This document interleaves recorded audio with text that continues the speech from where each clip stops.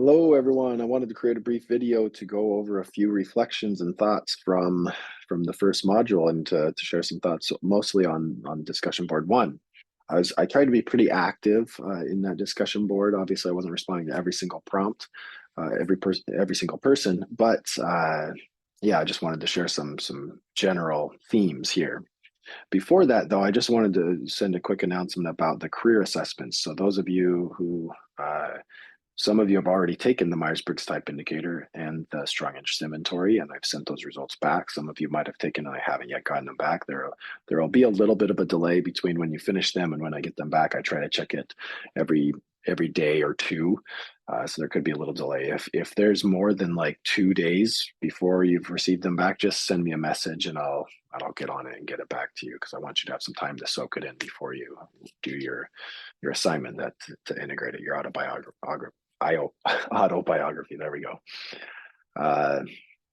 So yeah, and I won't send them back until both of the assessments are done. So I think it's just easier just to make sure that so I'm not getting lost of like, wait, which one have I done? Which one have I not? So make sure that you complete them both, and then I'll send those results back.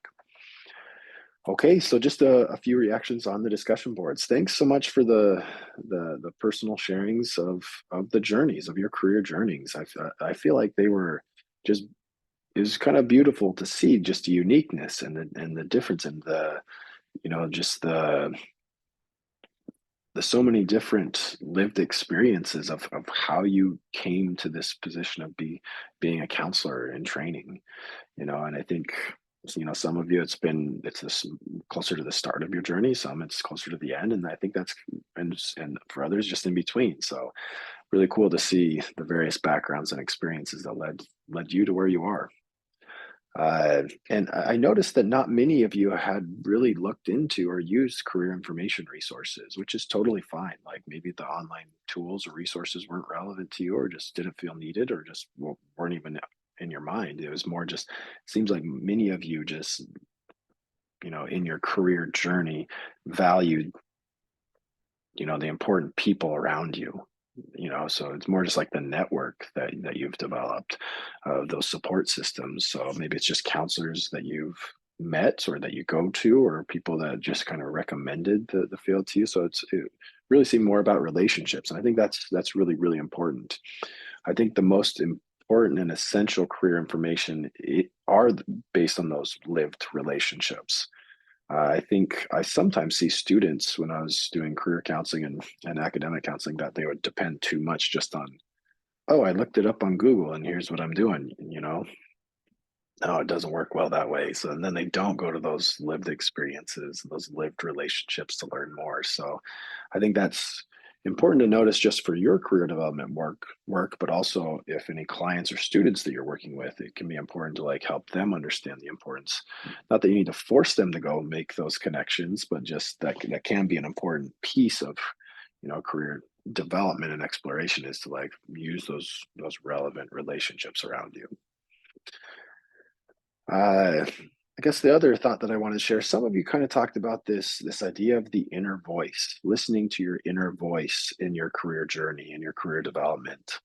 And I just wanted to highlight that for a moment, because this, regardless of whether you're a career counselor, a mental health counselor, or a school counselor who's working with clients with career issues or career development tasks in front of them, I feel like often the deeper work of career is that finding the inner voice.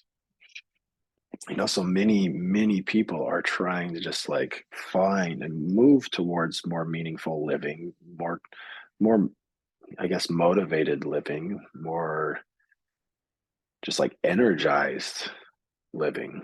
And a lot of times the journey towards finding that is usually difficult. There's usually barriers to listening to your inner voice. It might be that there's other louder voices around the person, or other louder voices inside their head from key figures or early experiences as children, or from trauma background that are really influencing how they speak to themselves and what they believe about themselves and their future potential.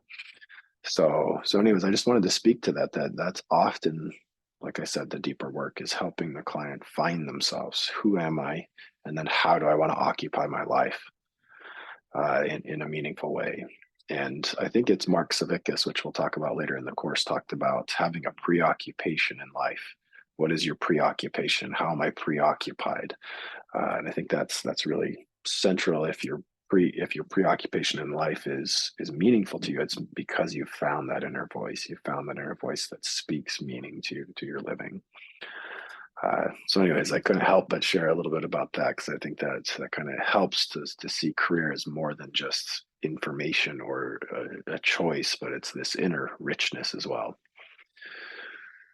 Okay, just one more pragmatic thing before wrapping up this video and jumping on to module 2 is be sure to respond to the whole prompt. Some of you might have missed out, you kind of responded to a lot of great information was shared, but missed out not addressing all the questions. So I just wanted to remind you of that to address the wholeness of the discussion. So I look forward to module 2 and learning with you and from you as well. And yeah, reach out if you need anything.